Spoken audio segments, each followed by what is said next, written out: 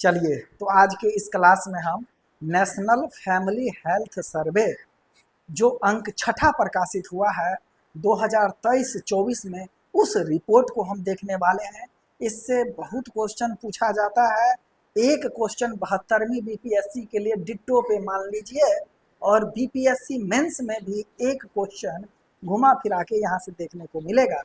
तो PT as well as mains के लिए एक क्वेश्चन यहाँ से यह टॉपिक लेके आएगा।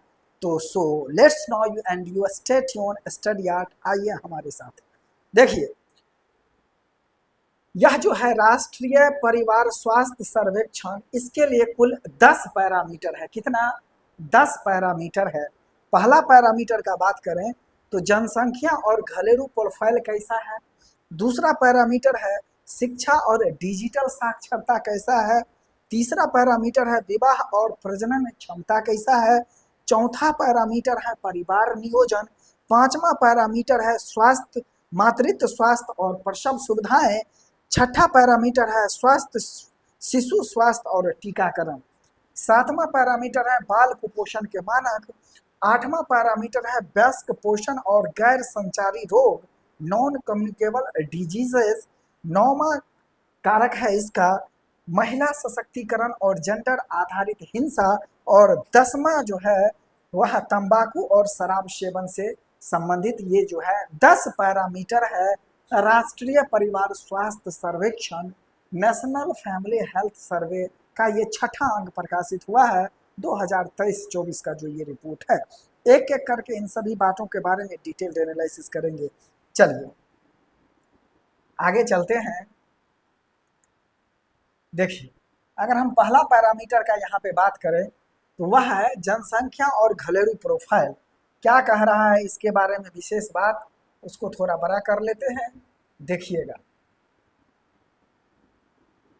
जनसंख्या और घरेलू प्रोफाइल के अंतर्गत बाल और युवा जनसंख्या का बात करें तो 5 वर्ष से कम आयु वर्ग की जनसंख्या 80% है, जिसमें शहरी क्षेत्र में 6.6% और ग्रामीण क्षेत्र में 8.6% यह जनसंख्या है, जो कि national family health survey report 5वां अंक के अनुसार 8.2% यह कम है। इसी प्रकार 15 वर्ष से कम आयु वर्ग की जनसंख्या घट करके 25.5% हो गई है, जबकि पूर्व में यह 26.5% थी। अगला जो पैरामीटर है वह है वृद्ध जनसंख्या का। इसके अंतर्गत 60 वर्ष और उससे अधिक आयु वर्ग की जनसंख्या बढ़ करके 12.9% हो गई है, जो कि पिछले बार के नेशनल फैमिली हेल्थ सर्वे से 11.8 थी, अब क्या हो गई है 12.9 हो गई है। यानी कि कुल मिला के 1% ज्यादा वृद्धि देखने को मिला है। यहीं पे बुनियादी सुविधा का अगर हम बात करें तो 98.3% आबादी बिजली युक्त घरों में निवास करती है, जबकि पिछले वर्ष यह जो आंकड़ा है 96.8% था। दूसरा पैरामीटर है बेहतर पेयजल स्रोत की सुविधा, और यह जो है 96.5% आबादी इस समय बेहतर पेयजल स्रोत की सुविधा से युक्त हो चुके हैं। पिछले रिपोर्ट में यह 95.9% था। अगला पॉइंट है बुनियादी सुविधा के अंतर्गत 94.2% परिवार आयोडीन युक्त नमक का उपयोग करते हैं, जबकि पिछले वर्ष यह 94.3% वह लोग नमक का आयोडीन युक्त उपयोग करते थे। अगला है स्वास्थ्य बीमा कवरेज में उल्लेखनीय वृद्धि हुई है, जो कि national family health survey report 5 के 41.0 से बढ़ करके 60.2% हो गई है। ग्रामीण क्षेत्र में 62% में यह कवरेज, जबकि शहरी क्षेत्र में 56.4% यह जो है तुलना में अधिक है। आगे हम चलते हैं। वित्तीय समावेशन है। इसके अंतर्गत 98.2 परिवारों में कम से कम एक सदस्य के पास बैंक या पोस्ट ऑफिस खाता है। 18.8% परिवार में महिलाओं के नाम पर घर या जमीन है, या तो अकेले या संयुक्त रूप से। दूसरा पैरामीटर का बात करें वह है शिक्षा और डिजिटल साक्षरता। इसके अंतर्गत स्कूली शिक्षा और डिजिटल डिवाइड का हम बात करेंगे। स्कूली शिक्षा 6 वर्ष और उससे अधिक आयु की 73.7% महिला कभी स्कूल गई है। शहरी क्षेत्र में यह 84.3 और ग्रामीण क्षेत्र में यह 69.2% है। 15 से 49 आयु वर्ग में 10 या उससे अधिक वर्षों की स्कूली शिक्षा प्राप्त करने वाली महिलाओं का प्रतिशत 46.4% है, जबकि पुरुषों का यह प्रतिशत 54.6% है। डिजिटल डिवाइड का बात करें तो इंटरनेट का उपयोग करने वाली महिलाओं की संख्या अब लगभग दोगुनी हो गई है, यानी कि 64.3% हो गई है।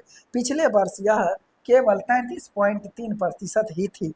पुरुषों के मामला में यह आंकड़ा 51.2% से बढ़कर 80.5% हो गया है। यानी कि अभी भी महिलाओं की तुलना में पुरुष जो है ज़्यादा डिजिटल डिवाइड का उपयोग करते हैं, यानी कि ज़्यादा मोबाइल फ़ोन, वॉकी टॉकी, उसके बाद वाईफाई, लाईफाई, इन सबों का उपयोग वो कर रहे हैं। तीसरा पैरामीटर है हमारा विवाह और प्रजनन क्षमता। इसके अंतर्गत बाल विवाह, कुल प्रजनन दर और किशोरा अवस्था में मातृत्व, इन 3 पॉइंट्स को देखेंगे। बाल विवाह का बात करें तो 20 से 24 वर्ष की महिलाओं में 18 वर्ष से पहले विवाह का प्रतिशत, यानी कि पिछले साल NFHS नेशनल फैमिली हेल्थ सर्वे 5 के 23.3% से घट करके यह मात्र 20.1% रह गया है। हालांकि ग्रामीण क्षेत्र में 23.3% में यह दर अभी भी शहरी क्षेत्र में 11.4 की तुलना में दोगुनी है। यानी कि अगर हम ग्रामीण क्षेत्र का बात करें तो बाल विवाह अभी भी ज़्यादा होता है, शहरी क्षेत्र में बहुत कम 11.4% होता है। पुरुषों यानी कि जो 25 से 29 वर्ष के लोग हैं, बाल विवाह का प्रतिशत 17.7 से घट करके मात्र 15.9 हो गया है। कुल प्रजनन दर की बात करें, टोटल फर्टिलिटी रेट, तो भारत की कुल प्रजनन दर 2.0 पर स्थिर हुई है और पिछले वर्ष की रिपोर्ट में यह 2 ही था। यानी कि शहरी क्षेत्र में 1.6 और ग्रामीण क्षेत्र में 2.1 है। यह बीपीएससी में क्वेश्चन पूछा हुआ है, यानी कि टोटल फर्टिलिटी रेट में क्या हुआ है, डाटा बना के दिया था, तो यह स्थिर बना हुआ है। National family health survey report 5 में भी 2.0 था। नेशनल फैमिली हेल्थ सर्वे 6ठा संस्करण, इसमें भी 2.0 है। शहरी क्षेत्र में यह 1.6 और ग्रामीण क्षेत्र में 2.1 है। यानी कि अभी भी महिला जो है ग्रामीण क्षेत्र की वह ज़्यादा बच्चा को जन्म दे रही हैं। किशोरा अवस्था में मातृत्व, यानी कि सर्वेक्षण के समय 15 से 19 वर्ष की 6.7% महिलाएं या तो मां बन चुकी थी या गर्भवती थी। तो यह सभी जो डाटा है इनसे क्वेश्चन आपको बनेगा। ग्रामीण क्षेत्र में अभी भी जो है वह गर्भवती महिला कम उम्र में बन रही है। अगला है परिवार नियोजन का बात करें तो गर्भ निरोधक का उपयोग, आधुनिक तरीका, परिवार नियोजन, इन 3 पॉइंट्स को देखेंगे। यानी कि परिवार नियोजन में गर्भ निरोधक का उपयोग का बात करें तो 15 से 49 वर्ष की विवाहित महिलाओं में किसी भी गर्भ निरोधक तरीका का उपयोग 66.7 से बढ़ करके 69.1% हो गया है। यानी कि कॉपर-टी हो गया, गर्भ निरोधक टैबलेट हो गया, पहले की तुलना में अब महिलाएं ज़्यादा यूज कर रही हैं।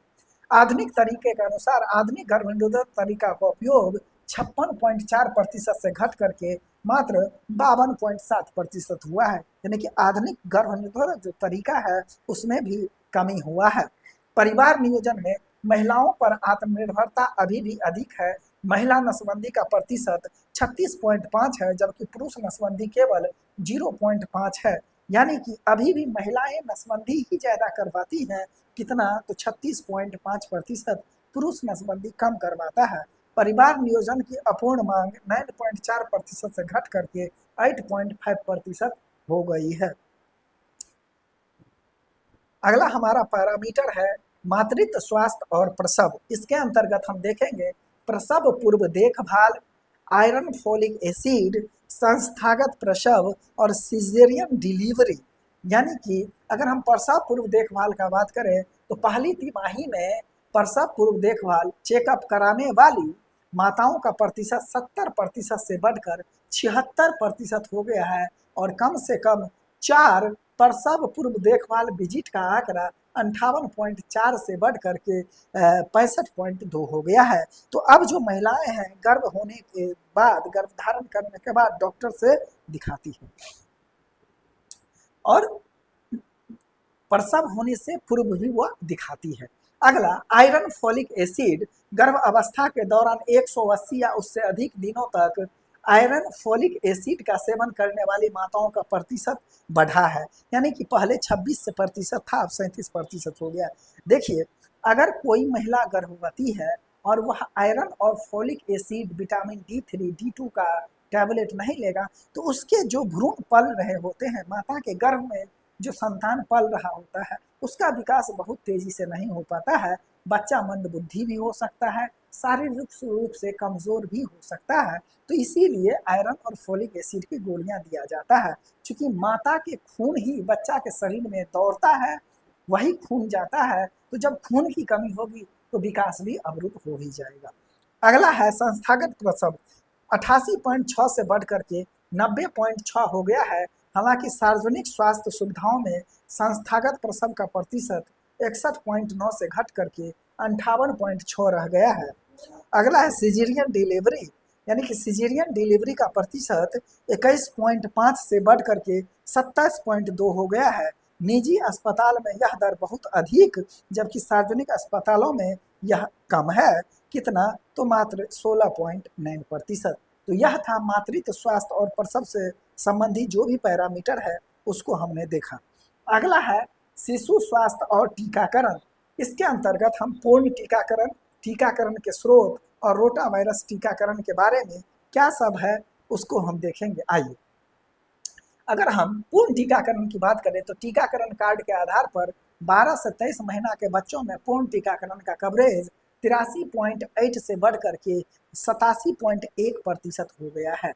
दूसरा है टीकाकरण के स्रोत, 95.6% बच्चों को उसका अधिकांश टीकाकरण सार्वजनिक स्वास्थ्य सुविधाओं में प्राप्त हुआ है। तो यह जो टीका वाला बात है, जैसे PMCH हो गया, DMCH हो गया, NMCH हो गया, इन सबों में आप जाइएगा तो ठीक ठाक अच्छा परिवार भी है जो अफोर्ड कर सकता है, वह भी सरकारी दवाइयाँ लेने के लिए आते हैं। चूँकि होता क्या है, प्राइवेट में कई बार यह संदेह होता है कि यह दवाई उतना कारगर है कि नहीं, लेकिन सरकारी वाला जो ये टीकाकरण वाला बात है वो बहुत ही बढ़िया होता है। तो मेरा भी रिकमेंडेशन रहेगा कि अगर घर में अगर आप लोगों को भी अगर कोई डिलीवरी हुआ है तो जो टीकाकरण वाला बात है सरकारी संस्थान में ही जाकर के दिलवाने में ज़्यादा बढ़िया होता है। रोटा वायरस टीका का बात करें तो कवरेज 36.4 से बढ़ करके 85.4 हो गया है। अब हम नेक्स्ट पैरामीटर देखेंगे, बाल कुपोषण, यानी कि इसके अंतर्गत कुपोषण के क्या मानक है उसको देखते हैं। पहला है स्तनपान, पर्याप्त आहार, स्टंटिंग, वेस्टिंग और अंडरवेट। बाबू, इससे क्वेश्चन BPSC में कई बार पूछा है। आइए देखते हैं। यह जो स्तनपान है, जन्म के 1 घंटा के भीतर स्तनपान का प्रतिशत 41.8 से बढ़कर के 50.1 हो गया है। हालांकि 6 महीना तक विशेष स्तनपान का प्रतिशत 63 से गिर के 55.8 हो गया है। यानी कि बच्चा जन्म के समय जब जन्म लेता है तो 1 घंटा के अंदर जो दूध पिलाने वाली माता है उसकी संख्या बढ़ा है, लेकिन 6 महीने तक माँ जो है दूध अपने बच्चे को स्तन से नहीं पिला रही है। कहने का मतलब है कि अब जो भाग दौड़ भरा जिंदगी हो गया है, अब ज़्यादातर क्या है, नौकरी के लिए लोग परेशान हो जाता है। अब इसके चक्कर में अपने बच्चों पर पूर्ण समय नहीं दे पाती है। यही कारण है कि 6 माह तक के बच्चों को स्तनपान की संख्या में गिरावट हुआ है। याद रखिएगा, ये चिंता का विषय है और यही BPSC में क्वेश्चन का फॉर्मेट बनेगा, याद रखिएगा। पर्याप्त आहार का बात करें तो 6 से 23 महीनों में केवल 15.3% बच्चों को ही पर्याप्त आहार मिलता है, और ये नेशनल फैमिली हेल्थ सर्वे 5 में केवल 11.0% था।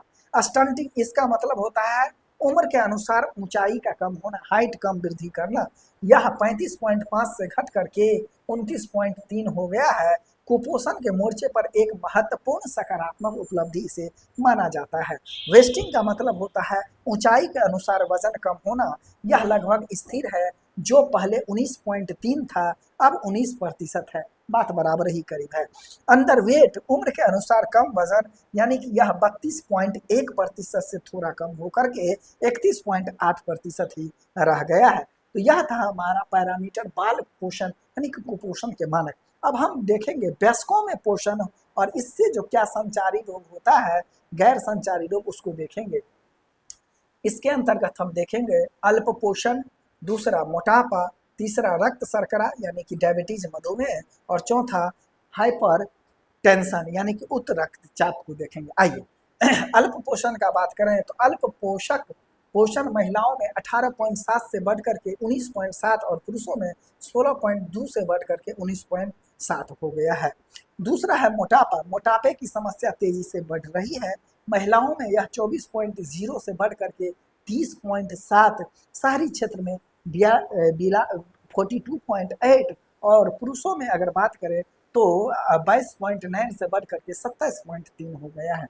लेकिन शहरी क्षेत्र में मोटापा लोग ज़्यादा है, पुरुषों में ये मोटापा का प्रतिशत बढ़ा है। इसके अलावा महिलाओं में भी ये मोटापा का प्रतिशत बढ़ा है, यानी कि सब जगह मोटापा बढ़ रहा है।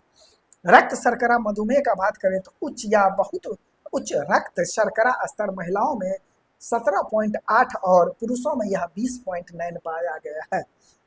हाइपरटेंशन का बात करें तो उच्च रक्तचाप से पीड़ित महिलाओं का प्रतिशत 19.4 और पुरुषों का यह 22.1 है। तो अक्सर ज़्यादातर पुरुष लोग जो हैं वह हाइपरटेंशन से पीड़ित है। बात भी यही होता है, क्योंकि ब्रेड बटर कमाना केवल पुरुषों का ही हमारे भारतीय समाज में काम है। अब तो महिलाएं भी काम कर रही है। इक्वल सोसाइटी बनाने की ओर हमारा सरकार तत्परता से काम कर रहा है, जेंडर बजटिंग ला रहा है और समाज में समरसता का भाव पैदा कर रहा है। न तो पुरुषत्व प्रधान समाज को वरीयता दिया जा रहा है और न ही महिला को निम्नतम रूप में आंका जा रहा है। आइए अगला है महिला सशक्तिकरण और जेंडर आधारित हिंसा।